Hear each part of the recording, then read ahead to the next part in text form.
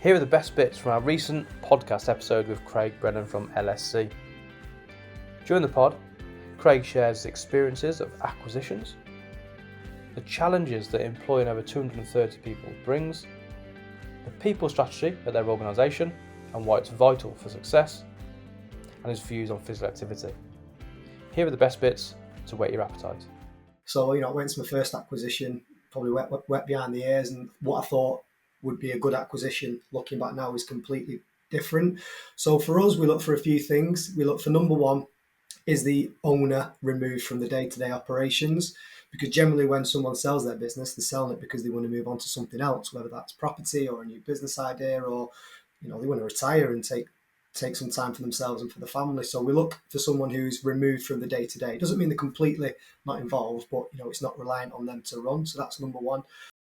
For me, physical activity is something that's I've probably changed my opinion of in the last 2 or 3 years. I used to think physical activity is getting out and doing something organised, some kind of sport with friends. That's what I would have classed it as.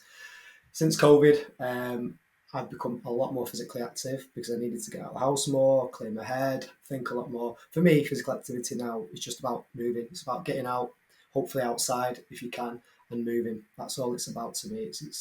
I know, silly as it may seem, now I track my calories and making sure I'm hitting 700 calories every day because I'm stuck behind a desk. So for me, it's just about getting out there and moving as much as possible. If you can make that more fun and inclusive through team sports, then that's an added bonus. But as you get older, like myself, you have children, you have other commitments. It's not always viable to go to five-a-side 3 nights a week and play on a Saturday and Sunday like I used to. So now I just, as much as it could be as simple as getting out for a walk at 10 o'clock at night or going for a run for 20 minutes in the morning. So for me, yeah, it's just about moving.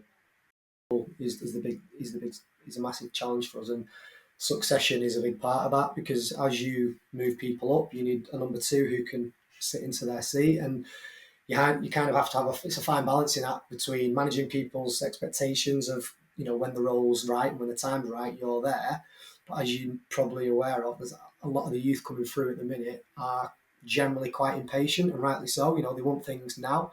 So we found it quite difficult to get people into kind of number two roles, but with a view that you're going to be number one when they move on. They don't know when number one's definitely going to be moving on, so you might find you lose someone to a competitor or someone elsewhere.